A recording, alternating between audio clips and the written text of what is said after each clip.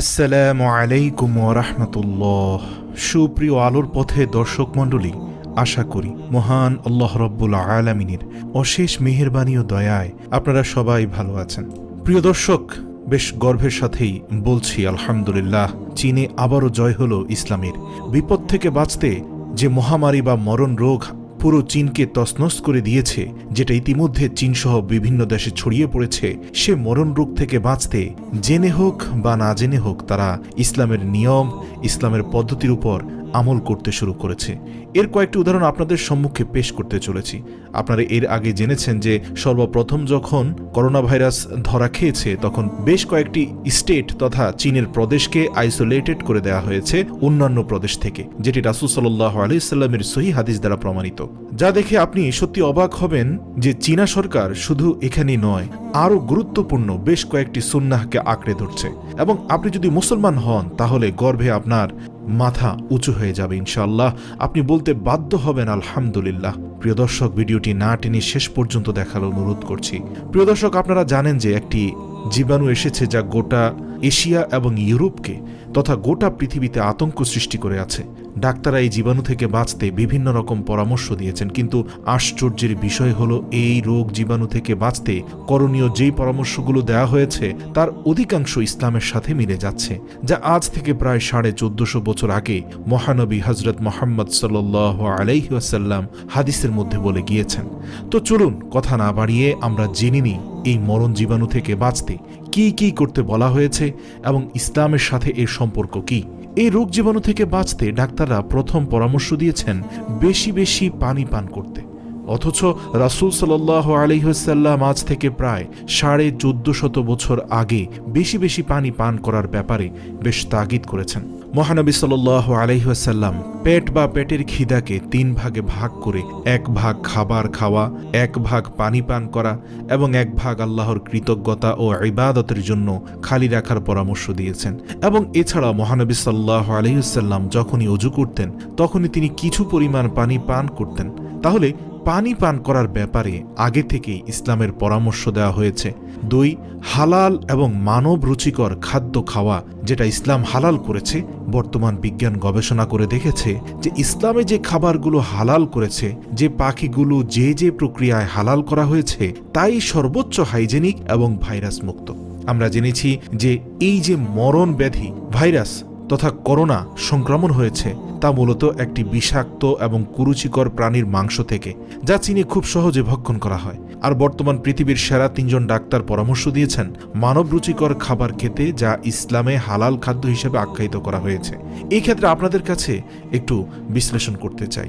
ইসলাম বলেছে, পবিত্র কোরআনে বলা হয়েছে, তোমাদের জন্য হালাল করা হয়েছে চতুষ্পদ জন্তু ও পাখি, তবে অবশ্যই তা জবাই করার পূর্বে মহান আল্লাহ রব্বুল আলামিনের নাম নিয়ে জবাই করতে হবে। সুবহানাল্লাহ। বিজ্ঞান বলছে যে পশু জবাই না করে পশ্চিমাদের মতো করে হত্যা করে ভক্ষণ করলে এই পশু বিষাক্ত হয়ে যায়। যদি আপনি মহান আল্লাহ রব্বুল আলামিনের নাম নিয়ে পশু জবাই করেন, তখন এই পশুর গলা দিয়ে শরীরে থাকা যত সব জার্ম রয়েছে তা চলে যায়।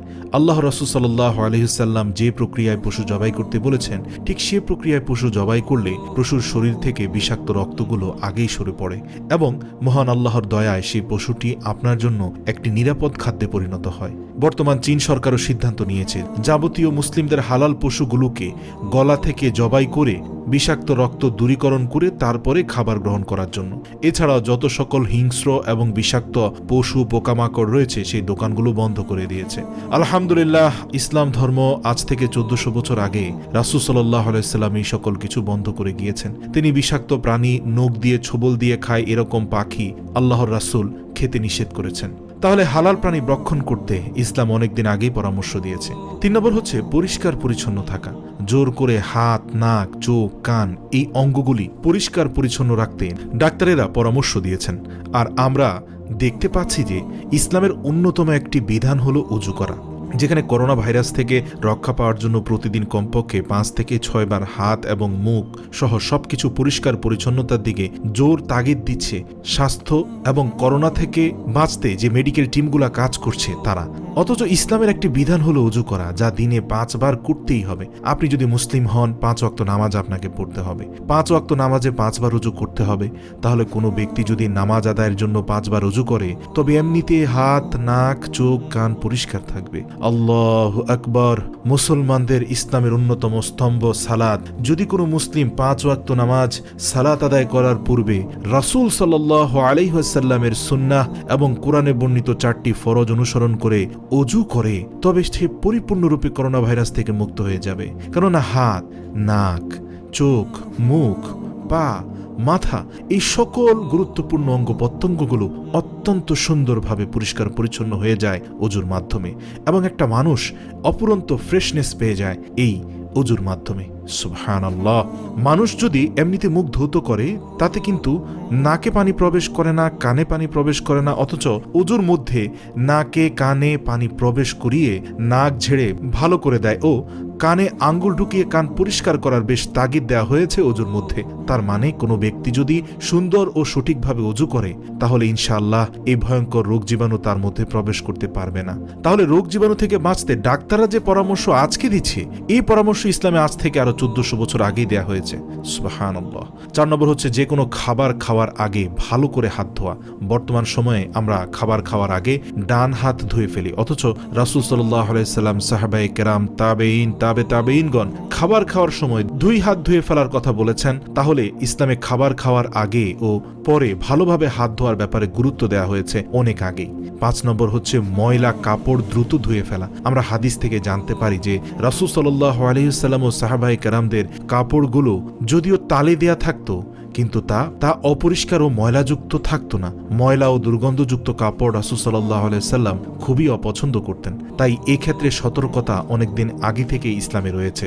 6 নম্বর হচ্ছে মাস্ক ব্যবহার করা। যদিও মাস্ক ব্যবহার করার ক্ষেত্রে কোরআন ও হাদিসে সুস্পষ্টভাবে কিছু বলা হয়নি, কিন্তু ইসলামে হাঁচি দেওয়ার ক্ষেত্রে সতর্কতা অবলম্বন করা এবং মুখ পরিষ্কার রাখতে ঘন ঘন মেসওয়াক ব্যবহার করার পরামর্শ দেওয়া হয়েছে অনেক আগেই।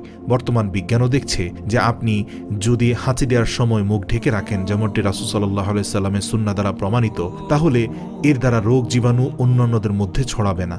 এবং বেশি বেশি মেসওয়াক করার মাধ্যমে আপনার দাঁতের স্বাস্থ্য অনেক ভালো থাকবে। আমরা যে টুথপেস্ট ব্যবহার করি, বর্তমান বিজ্ঞান গবেষণা করে দেখছে যে মুসলিমরা যে মেসওয়াক ব্যবহার করে এবং মেসওয়াকের জন্য নিমের ঢাল, আমের ঢাল থেকে শুরু করে উদ্ভিজ বিভিন্ন ঢালপালা ব্যবহার করে, তা অনেক বেশি হাইজিনিক এবং আপনার দাঁতের জন্য অনেক বেশি সেফটিক।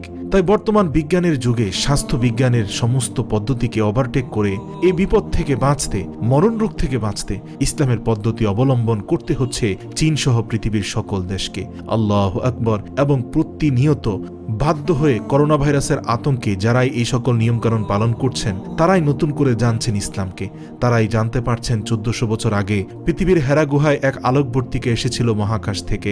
মহাকাশ ছেদ করে মহান আল্লাহ রব্বুল আলামিনের আরশ থেকে, আর তা হচ্ছে পবিত্র কোরআন, এসেছিল একজন মহান ব্যক্তির উপরে। তার নাম হযরত মুহাম্মদ সাল্লাল্লাহু আলাইহি ওয়াসাল্লাম। তাই আমরা মুসলিমরা বলতে পারি যে আমাদের ইসলামের বিধান, কোরআনের বিধান সর্বকালে এবং সর্বযুগে শ্রেষ্ঠ আছে এবং থাকবে ইনশাআল্লাহ।